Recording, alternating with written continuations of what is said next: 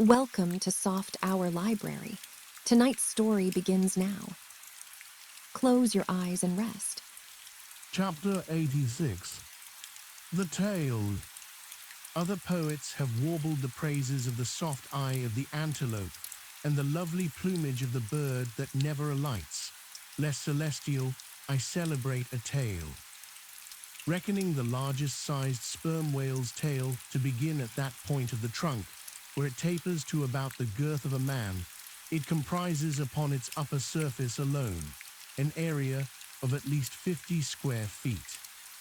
The compact round body of its root expands into two broad, firm, flat palms or flukes, gradually shoaling away to less than an inch in thickness.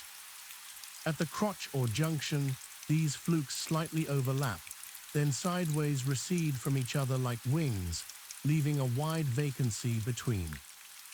In no living thing are the lines of beauty more exquisitely defined than in the crescentic borders of these flukes. At its utmost expansion in the full-grown whale, the tail will considerably exceed 20 feet across. The entire member seems a dense webbed bed of welded sinews, but cut into it, and you find that three distinct strata compose it: upper, middle, and lower.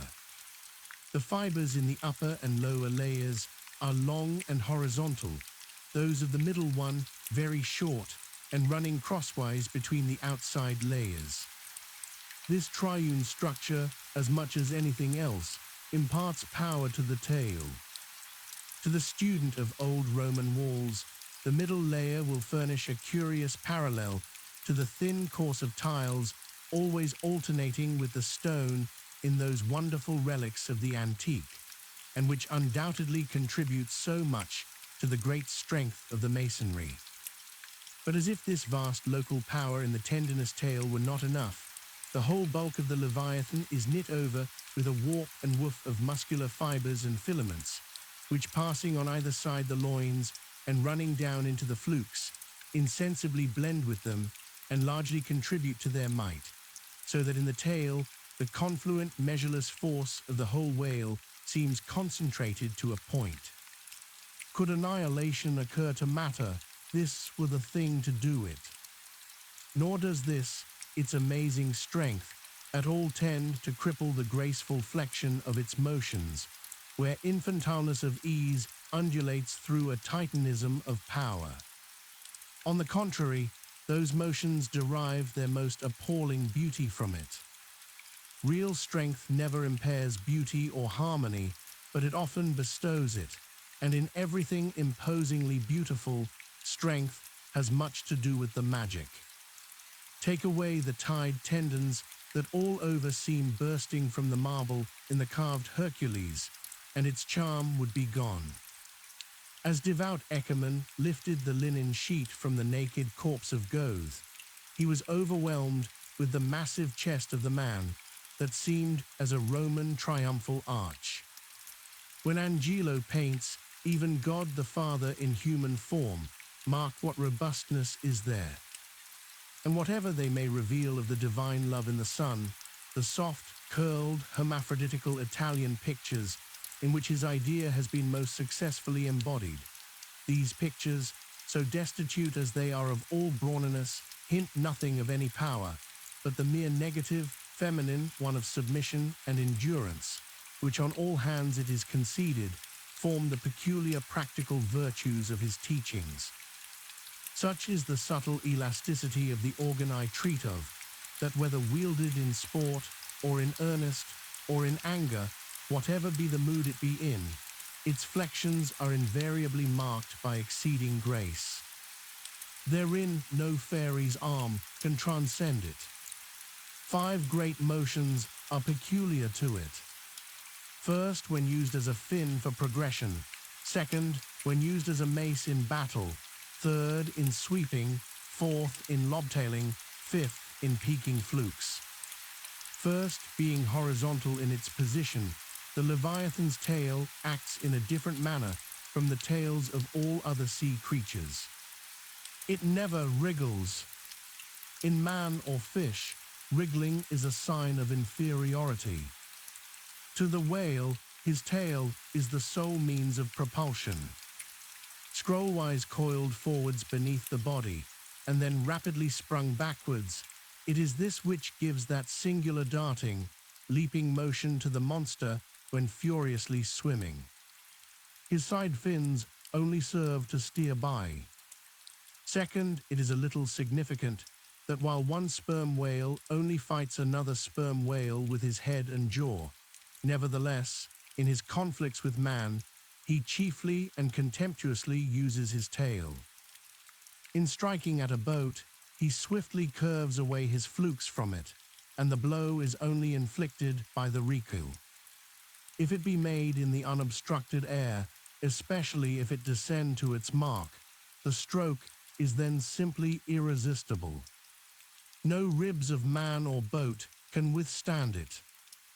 Your only salvation lies in eluding it, but if it comes sideways through the opposing water, then partly owing to the light buoyancy of the whaleboat and the elasticity of its materials, a cracked rib or a dashed plank or two, a sort of stitch in the side, is generally the most serious result.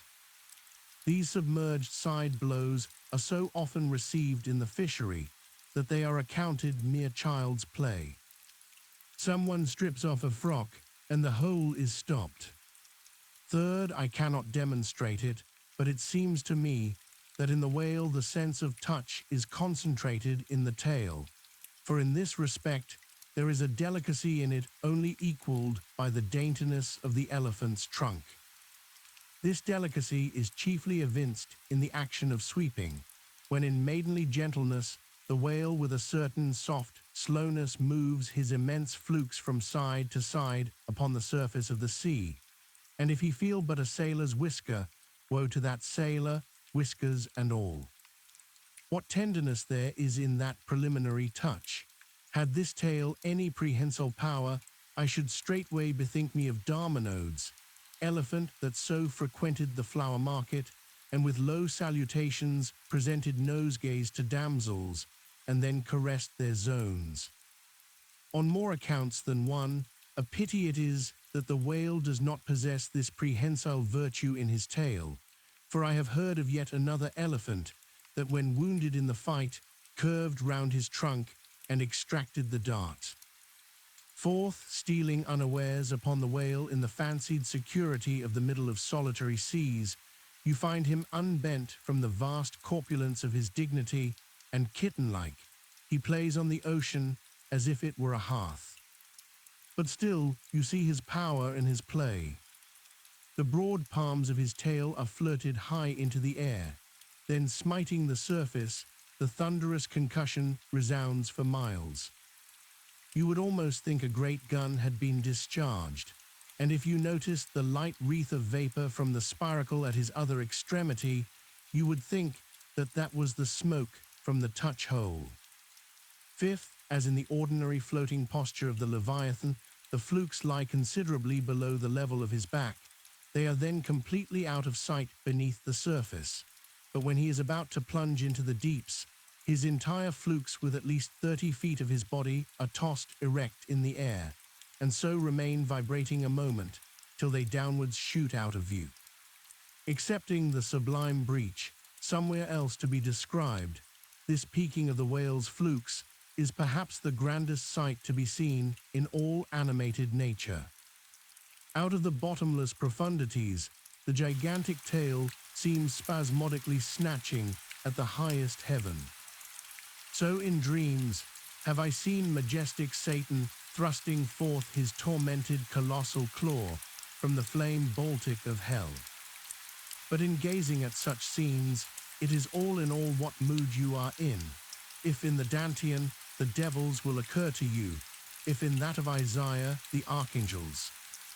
Standing at the masthead of my ship during a sunrise that crimsoned sky and sea, I once saw a large herd of whales in the east, all heading towards the sun, and for a moment vibrating in concert with peaked flukes. As it seemed to me at the time, such a grand embodiment of adoration of the gods was never beheld even in Persia, the home of the fire worshippers. As Ptolemy Philopator testified of the African elephant, I then testified of the whale, pronouncing him the most devout of all beings. For according to King Juba, the military elephants of antiquity often hailed the morning with their trunks uplifted in the profoundest silence. The chance comparison in this chapter between the whale and the elephant, so far as some aspects of the tail of the one and the trunk of the other are concerned, should not tend to place those two opposite organs on an equality, much less the creatures to which they respectively belong. For as the mightiest elephant is but a terrier to Leviathan, so, compared with Leviathan's tail, his trunk is but the stalk of a lily.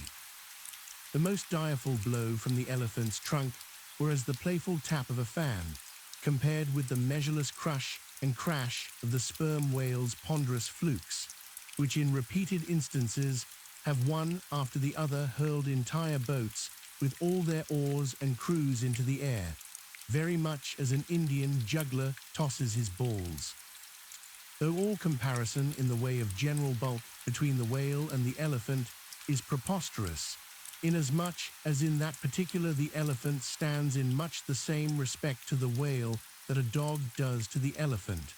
Nevertheless, there are not wanting some points of curious similitude. Among these is the spout.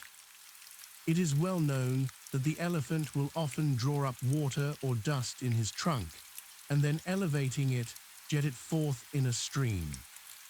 The more I consider this mighty tale, the more do I deplore my inability to express it. At times there are gestures in it, which, though they would well grace the hand of man, remain wholly inexplicable. In an extensive herd, so remarkable occasionally are these mystic gestures that I have heard hunters who have declared them akin to Freemason signs and symbols, that the whale, indeed, by these methods intelligently conversed with the world. Nor are there wanting other motions of the whale in his general body, full of strangeness and unaccountable to his most experienced assailant. Dissect him how I may, then, I but go skin deep. I know him not and never will. But if I know not even the tail of this whale, how understand his head? Much more, how comprehend his face, when face he has none? Thou shalt see my back parts, my tail, he seems to say, but my face shall not be seen. But I cannot completely make out his back parts, and hint what he will about his face, I say again he has no face. Chapter 87. The Grand Armadas. The long and narrow peninsula of Malacca, extending southeastward from the territories of Burma, forms the most southerly point of all Asia.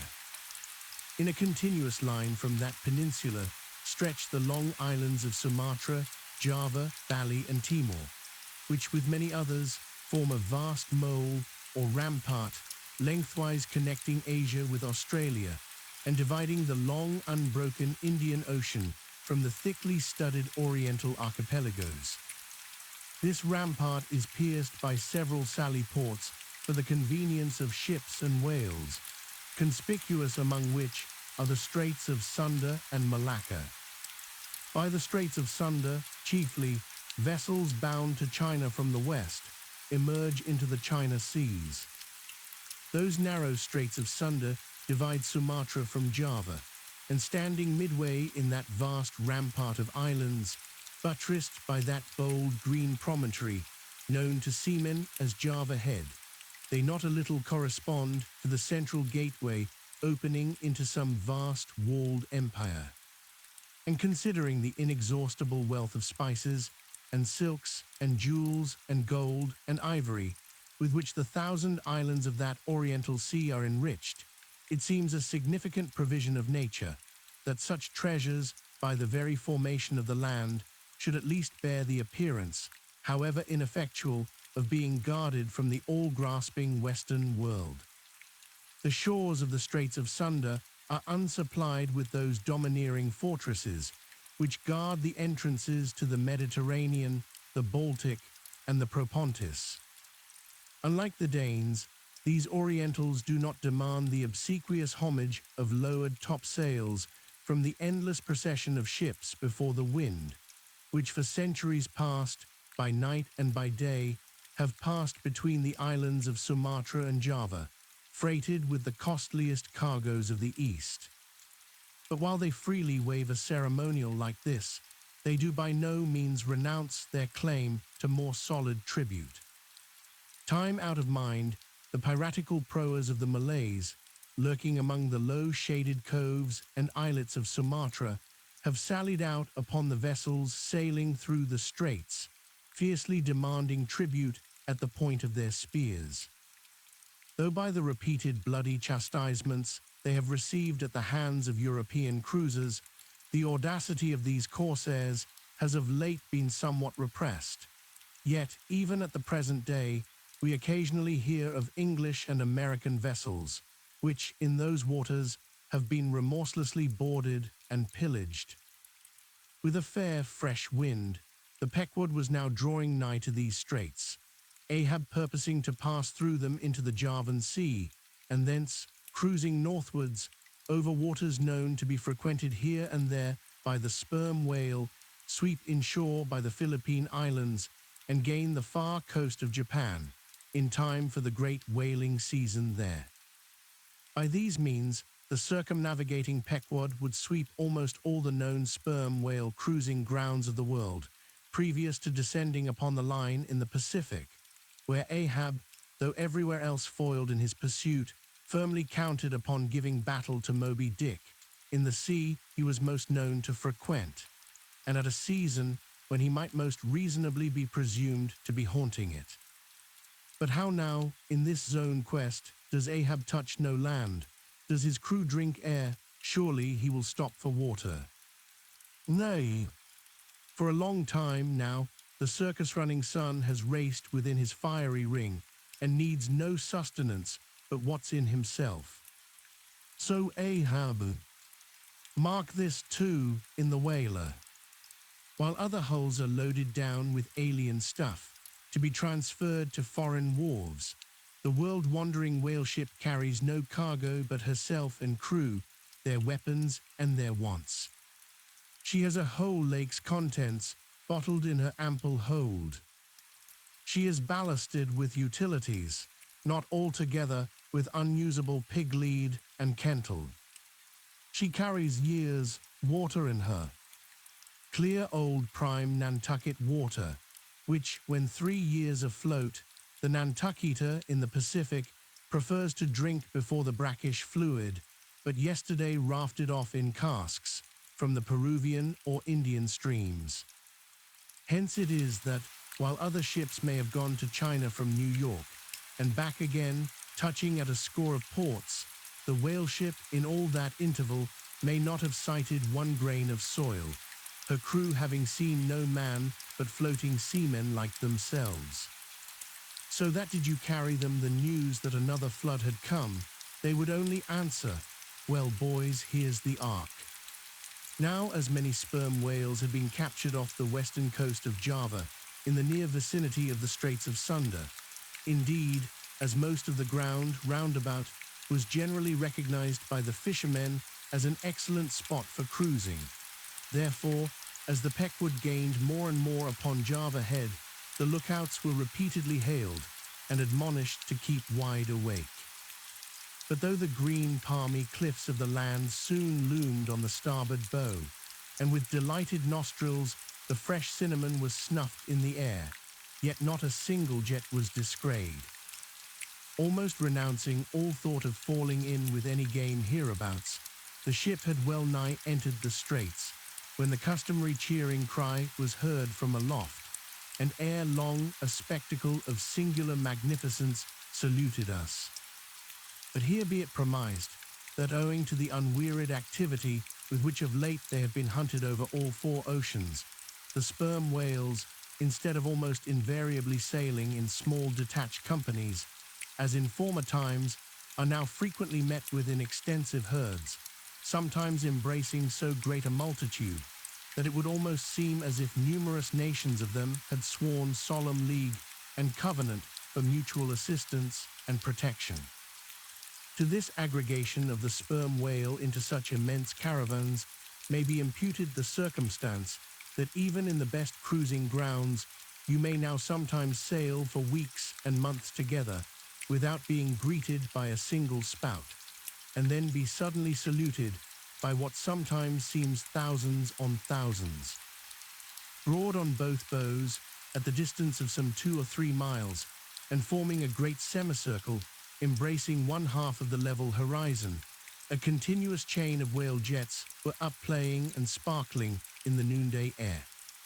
Unlike the straight perpendicular twin jets of the right whale, which, dividing at top, fall over in 2 branches, like the cleft drooping boughs of a willow, the single forward slanting spout of the sperm whale presents a thick curled bush of white mist, continually rising and falling away to leeward. Seen from the Pequod's deck, then, as she would rise on a high hill of the sea, this host of vapory spouts, individually curling up into the air, and beheld through a blending atmosphere of bluish haze, showed like the 1,000 cheerful chimneys of some dense metropolis, disgrayed of a balmy autumnal morning by some horseman on a height.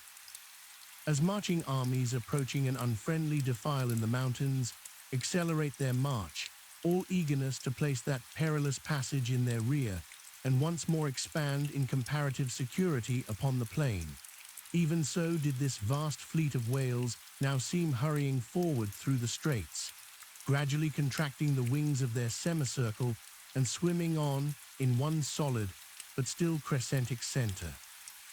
Crowding all sail, the Pequod pressed after them, the harpooneers handling their weapons and loudly cheering from the heads of their yet suspended boats. If the wind only held, little doubt had they that chased through these straits of sunder, the vast host would only deploy into the oriental seas to witness the capture of not a few of their number. And who could tell whether, in that congregated caravan, Moby-Dick himself might not temporarily be swimming, like the worshipped white elephant in the coronation procession of the Siamese. So with stunsail piled on stunsail, we sailed along, driving these leviathans before us, when of a sudden the voice of Tashtigo was heard, loudly directing attention to something in our wake. Corresponding to the crescent in our van, we beheld another in our rear. It seemed formed of detached white vapors, rising and falling something like the spouts of the whales, only they did not so completely come and go, for they constantly hovered without finally disappearing. Leveling his glass at this sight, Ahab quickly revolved in his pivot hole, crying, "Aloft there, and rig whips and buckets to wet the sails. Malays, sir, and after us." As if too long lurking behind the headlands, till the Pequod should fairly have entered the straits, these rascally Asiatics were now in hot pursuit, to make up for their overcautious delay.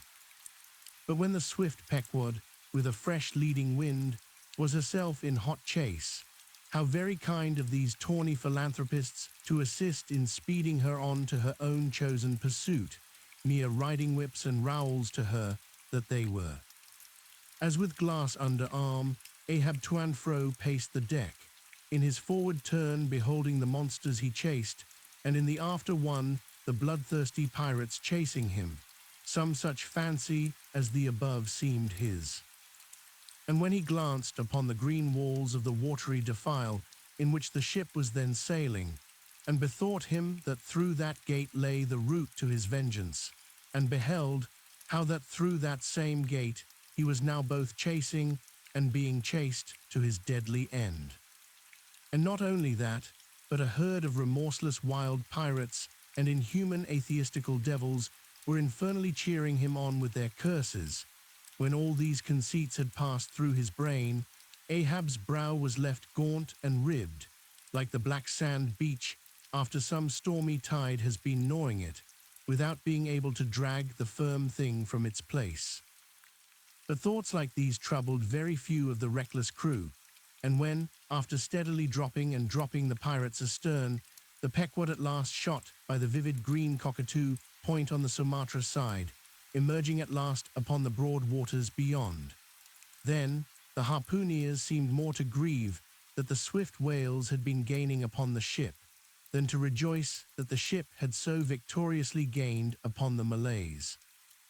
But still driving on in the wake of the whales, at length they seemed abating their speed. Gradually the ship neared them, and the wind now dying away, word was passed to spring to the boats.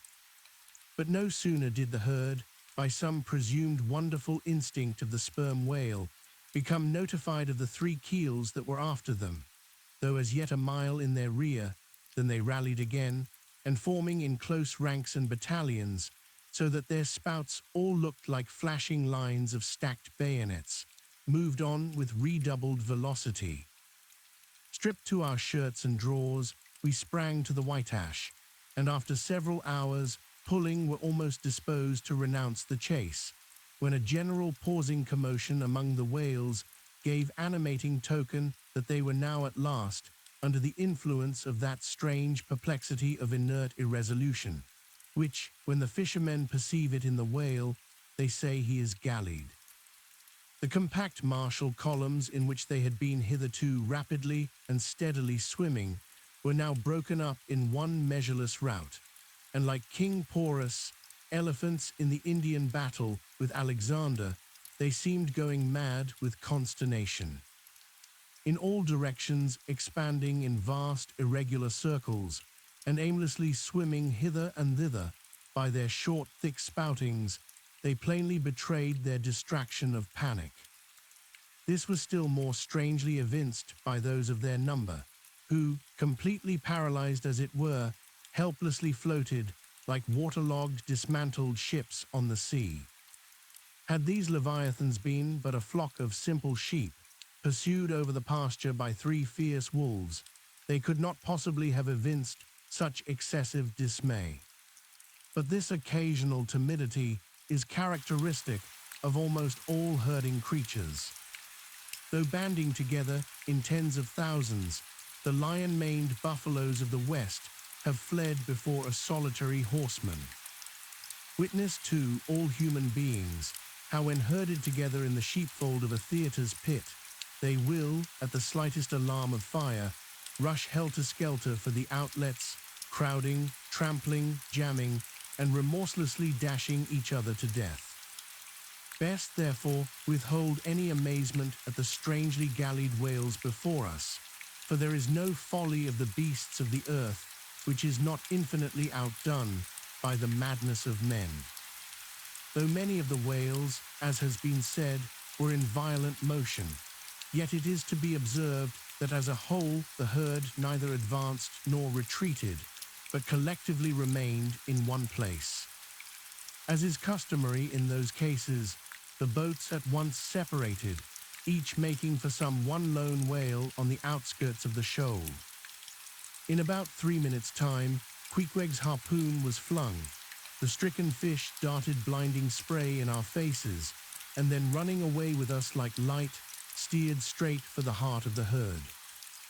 Though such a movement on the part of the whales struck under such circumstances is in no wise unprecedented, and indeed is almost always more or less anticipated, yet does it present one of the more perilous vicissitudes of the fishery.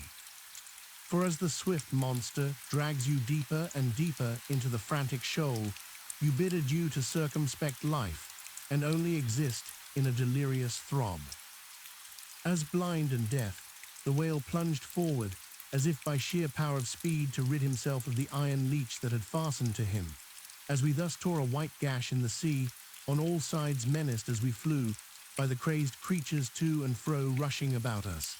Our beset boat was like a ship mobbed by ice isles in a tempest, and striving to steer through their complicated channels and straits, knowing not at what moment it may be locked in and crushed.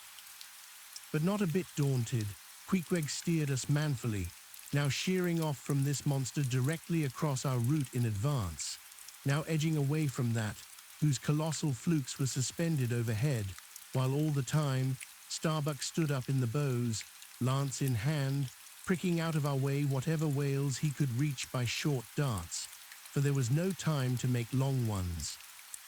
Nor were the oarsmen quite idle, though their wonted duty was now altogether dispensed with. They chiefly attended to the shouting part of the business. "Out of the way, Commodore," cried one to a great dromedary that of a sudden rose bodily to the surface, and for an instant threatened to swamp us. "Hard down with your tail there," cried a second to another, which, close to our gunwale, seemed calmly cooling himself with his own fan-like extremity. All whaleboats carry certain curious contrivances, originally invented by the Nantucket Indians, called drugs. Two thick squares of wood of equal size are stoutly clenched together, so that they cross each other's grain at right angles. A line of considerable length is then attached to the middle of this block, and the other end of the line being looped, it can in a moment be fastened to a harpoon. It is chiefly among gallied whales that this drug is used, for then more whales are close round you than you can possibly chase at one time. But sperm whales are not every day encountered. While you may, then, you must kill all you can. And if you cannot kill them all at once, you must wing them so that they can be afterwards killed at your leisure. Hence it is that at times like these the drug comes into requisition. Our boat was furnished with 3 of them. The first and second were successfully darted, and we saw the whales staggeringly running off, fettered by the enormous sidelong resistance of the towing drug. They were cramped like malefactors with the chain and ball. But upon flinging the third, in the act of tossing overboard the clumsy wooden block, it caught under one of the seats of the boat, and in an instant tore it out and carried it away, dropping the oarsman in the boat's bottom as the seat slid from under him. On both sides, the sea came in at the wounded planks, but we stuffed 2 or 3 drawers and shirts in, and so stopped the leaks for the time. It had been next to impossible to dart these drugged harpoons, were it not that as we advanced into the herd, our whale's way greatly diminished. Moreover, that as we went still further and further from the circumference of commotion, the direful disorders seemed waning. So that when at last the jerking harpoon drew out, and the towing whale sideways vanished, then, with the tapering force of his parting momentum, we glided between 2 whales into the innermost heart of the shoal, as if from some mountain torrent we had slid into a serene valley lake. Here the storms in the roaring glens between the outermost whales were heard but not felt. In this central expanse, the sea presented that smooth satin-like surface, called a sleek, produced by the subtle moisture thrown off by the whale in his more quiet moods. Yes, we were now in that enchanted calm which they say lurks at the heart of every commotion. And still in the distracted distance, we beheld the tumults of the outer concentric circles, and saw successive pods of whales, 8 or 10 in each, swiftly going round and round, like multiplied spans of horses in a ring, and so closely shoulder to shoulder that a titanic circus rider might easily have overarched the middle ones, and so have gone round on their backs. Owing to the density of the crowd of reposing whales, more immediately surrounding the embayed axis of the herd, no possible chance of escape was at present afforded us. We must watch for a breach in the living wall that hemmed us in, the wall that had only admitted us in order to shut us up. Keeping at the center of the lake, we were occasionally visited by small tame cows and calves, the women and children of this routed host. Now inclusive of the occasional wide intervals between the revolving outer circles, and inclusive of the spaces between the various pods in any one of those circles, the entire area at this juncture, embraced by the whole multitude, must have contained at least 2 or 3 square miles. At any rate, though indeed such a test at such a time might be deceptive, spoutings might be discovered from our low boat that seemed playing up almost from the rim of the horizon. I mention this circumstance because, as if the cows and calves had been purposely locked up in this innermost fold, and as if the wide extent of the herd had hitherto prevented them from learning the precise cause of its stopping, or, possibly, being so young, unsophisticated, and every way innocent and inexperienced. However it may have been, these smaller whales, now and then visiting our becalmed boat from the margin of the lake, evinced a wondrous fearlessness and confidence, or else a still becharmed panic, which it was impossible not to marvel at. Like household dogs, they came snuffling round us, right up to our gunwales, and touching them, till it almost seemed that some spell had suddenly domesticated them. Queequeg patted their foreheads, Starbuck scratched their backs with his lance, but fearful of the consequences, for the time refrained from darting it. But far beneath this wondrous world upon the surface, another and still stranger world met our eyes as we gazed over the side. For, suspended in those watery vaults, floated the forms of the nursing mothers of the whales, and those that, by their enormous girth, seemed shortly to become mothers. The lake, as I have hinted, was to a considerable depth exceedingly transparent, and as human infants while suckling will calmly and fixedly gaze away from the breast, as if leading two different lives at the time, and while yet drawing mortal nourishment, be still spiritually feasting upon some unearthly reminiscence, even so did the young of these whales seem looking up towards us, but not at us, as if we were but a bit of gulfweed in their newborn sight. Floating on their sides, the mothers also seemed quietly eyeing us. One of these little infants, that from certain queer tokens seemed hardly a day old, might have measured some 14 feet in length and some 6 feet in girth. He was a little frisky, though as yet his body seemed scarce, yet recovered from that irksome position it had so lately occupied in the maternal reticule, where tail to head, and all ready for the final spring, the unborn whale lies bent like a Tartar's bow. The delicate side fins and the palms of his flukes still freshly retained the plaited, crumpled appearance of a baby's ears newly arrived from foreign parts.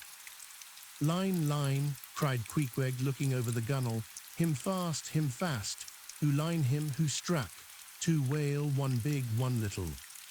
"What ails ye, man?" cried Starbuck. "Look'ee here," said Queequeg, pointing down, as when the stricken whale, that from the tub has reeled out hundreds of fathoms of rope, as after deep sounding, he floats up again and shows the slackened curling line buoyantly rising and spiraling towards the air. So now, Starbuck saw long coils of the umbilical cord of Madame Leviathan, by which the young cub seemed still tethered to its dam.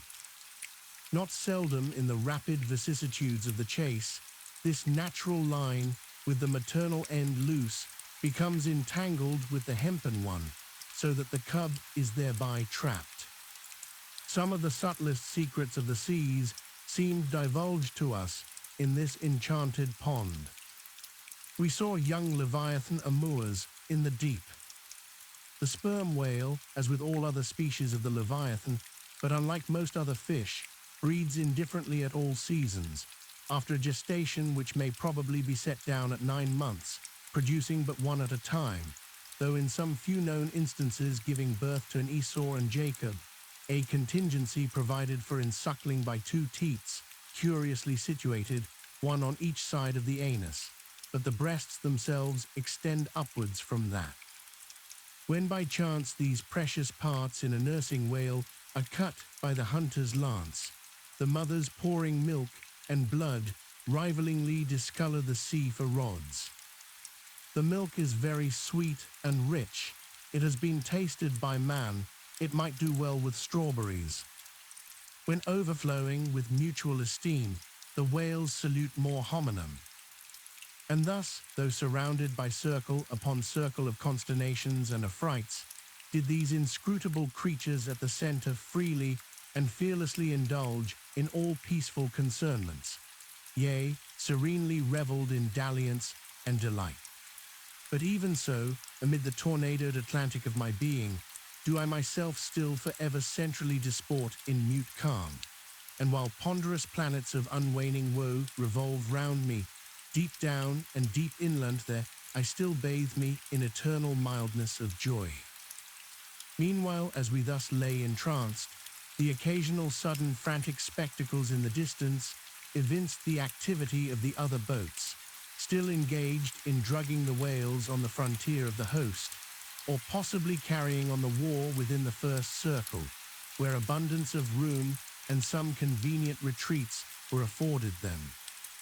But the sight of the enraged, drugged whales now and then blindly darting to and fro across the circles was nothing to what at last met our eyes. It is sometimes the custom, when fast to a whale more than commonly powerful and alert, to seek to hamstring him, as it were, by sundering or maiming his gigantic tail tendon. It is done by darting a short-handled cutting spade, to which is attached a rope for hauling it back again. A whale wounded, as we afterwards learned in this part, but not effectually as it seemed, had broken away from the boat, carrying along with him half of the harpoon line, and in the extraordinary agony of the wound, he was now dashing among the revolving circles like the lone mounted desperado Arnold at the Battle of Saratoga, carrying dismay wherever he went. But agonizing as was the wound of this whale, and an appalling spectacle enough anyway, yet the peculiar horror with which he seemed to inspire the rest of the herd was owing to a cause which at first the intervening distance obscured from us. But at length we perceived that by one of the unimaginable accidents of the fishery, this whale had become entangled in the harpoon line that he towed. He had also run away with the cutting spade in him, and while the free end of the rope attached to that weapon had permanently caught in the coils of the harpoon line round his tail, the cutting spade itself had worked loose from his flesh. So that, tormented to madness, he was now churning through the water, violently flailing with his flexible tail, and tossing the keen spade about him, wounding and murdering his own comrades. This terrific object seemed to recall the whole herd from their stationary fright. First, the whales forming the margin of our lake began to crowd a little and tumble against each other, as if lifted by half-spent billows from afar. Then the lake itself began faintly to heave and swell. The submarine bridal chambers and nurseries vanished. In more and more contracting orbits, the whales in the more central circles began to swim in thickening clusters. Yes, the long calm was departing. A low advancing hum was soon heard, and then, like to the tumultuous masses of block ice when the great river Hudson breaks up in spring, the entire host of whales came tumbling upon their inner center, as if to pile themselves up in one common mountain. Instantly Starbuck and Queequeg changed places, Starbuck taking the stern. "Oars, oars," he intensely whispered, seizing the helm. "Gripe your oars and clutch your souls now. My God, men, stand by. Shove him off, you Queequeg the whale there. Prick him, hit him, stand up and stay so. Spring, men, pull, men, never mind their backs, scrape them, scrape away." The boat was now all but jammed between two vast black bulks, leaving a narrow Dardanelles between their long lengths. But by desperate endeavor, we at last shot into a temporary opening, then giving way rapidly and at the same time earnestly watching for another outlet. After many similar hairbreadth escapes, we at last swiftly glided into what had just been one of the outer circles, but now crossed by random whales, all violently making for one center. This lucky salvation was cheaply purchased by the loss of Queequeg's hat, who, while standing in the bows to prick the fugitive whales, had his hat taken clean from his head by the eddy made by the sudden tossing of a pair of broad flukes close by. Riotous and disordered as the universal commotion now was, it soon resolved itself into what seemed a systematic movement. For having clumped together at last in one dense body, they then renewed their onward flight with augmented fleetness. Further pursuit was useless, but the boats still lingered in their wake to pick up what drugged whales might be dropped astern, and likewise to secure one which Flask had killed and waifed. The waif is a pennant pole, 2 or 3 of which are carried by every boat, and which, when additional game is at hand, are inserted upright into the floating body of a dead whale, both to mark its place on the sea and also as token of prior possession should the boats of any other ship draw near. The result of this lowering was somewhat illustrative of that sagacious saying in the fishery, "The more whales, the less fish." Of all the drugged whales, only one was captured. The rest contrived to escape for the time, but only to be taken, as will hereafter be seen, by some other craft than the Pequod. Chapter 88. Schools and Schoolmasters. The previous chapter gave account of an immense body or herd of sperm whales, and there was also then given the probable cause inducing those vast aggregations. Now, though such great bodies are at times encountered, yet, as must have been seen even at the present day, small detached bands are occasionally observed, embracing from 20 to 50 individuals each. Such bands are known as schools. They generally are of 2 sorts, those composed almost entirely of females, and those mustering none but young vigorous males, or bulls, as they are familiarly designated. In cavalier attendance upon the school of females, you invariably see a male of full-grown magnitude, but not old, who, upon any alarm, evinces his gallantry by falling in the rear and covering the flight of his ladies. In truth, this gentleman is a luxurious ottoman, swimming about over the watery world, surroundingly accompanied by all the solaces and endearments of the harem. The contrast between this ottoman and his concubines is striking, because, while he is always of the largest leviathanic proportions, the ladies, even at full growth, are not more than 1/3 of the bulk of an average-sized male. They are comparatively delicate, indeed, I dare say not to exceed 6 yards round the waist. Nevertheless, it cannot be denied that upon the whole they are hereditarily entitled to en bon point. It is very curious to watch this harem and its lord in their indolent ramblings. Like fashionables, they are forever on the move in leisurely search of variety. You meet them on the line in time for the full flower of the equatorial feeding season, having just returned, perhaps, from spending the summer in the northern seas, and so cheating summer of all unpleasant weariness and warmth. By the time they have lounged up and down the promenade of the equator a while, they start for the oriental waters in anticipation of the cool season there, and so evade the other excessive temperature of the year. When serenely advancing on one of these journeys, if any strange, suspicious sights are seen, my Lord Whale keeps a wary eye on his interesting family.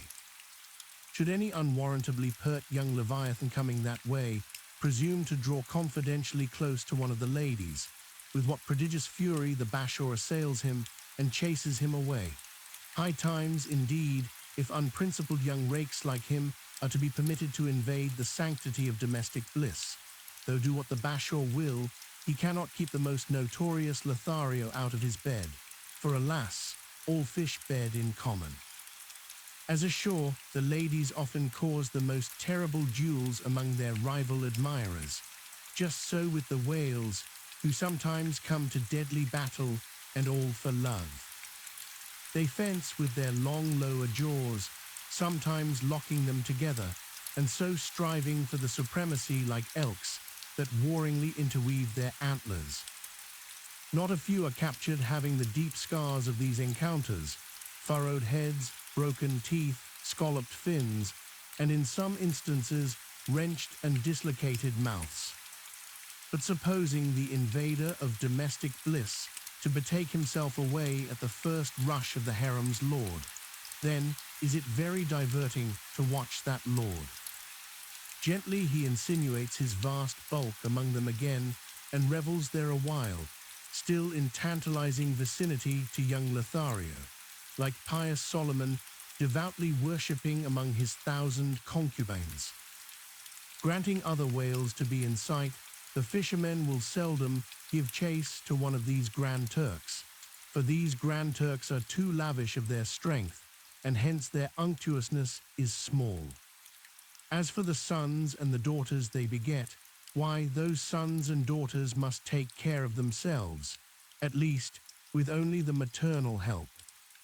For like certain other omnivorous roving lovers that might be named, my Lord Whale has no taste for the nursery, however much for the bower, and so, being a great traveller, he leaves his anonymous babies all over the world, every baby an exotic.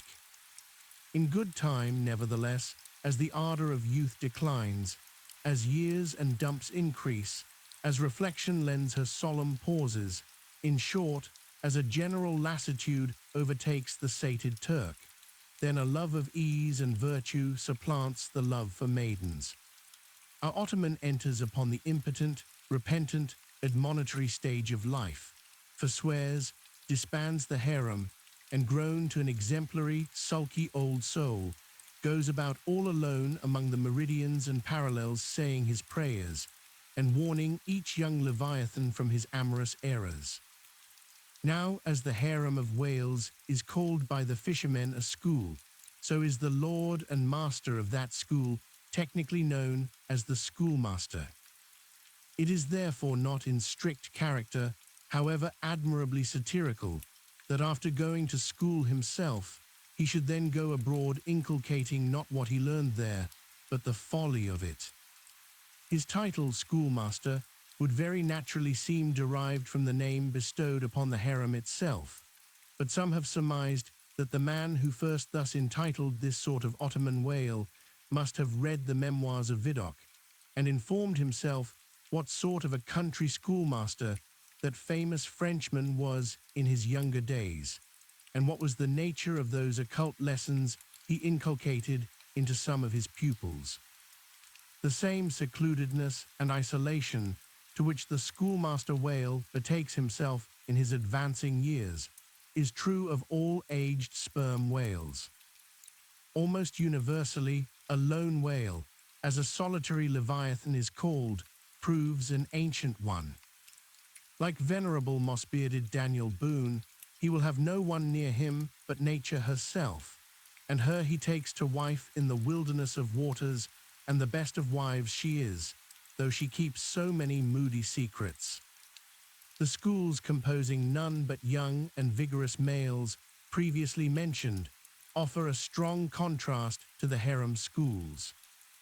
For while those female whales are characteristically timid, the young males, or 40-barrel bulls, as they call them, are by far the most pugnacious of all leviathans, and proverbially the most dangerous to encounter, excepting those wondrous grey-headed, grizzled whales sometimes met, and these will fight you like grim fiends exasperated by a penal gout. The 40-barrel bull schools are larger than the harem schools. Like a mob of young collegians, they are full of fight, fun, and wickedness, tumbling round the world at such a reckless, rollicking rate that no prudent underwriter would insure them any more than he would a riotous lad at Yale or Harvard. They soon relinquish this turbulence, though, and when about 3/4 grown, break up, and separately go about in quest of settlements, that is, harems. Another point of difference between the male and female schools is still more characteristic of the sexes. Say you strike a 40-barrel bull, poor devil, all his comrades quit him. But strike a member of the harem school, and her companions swim around her with every token of concern, sometimes lingering so near her and so long, as themselves to fall a prey.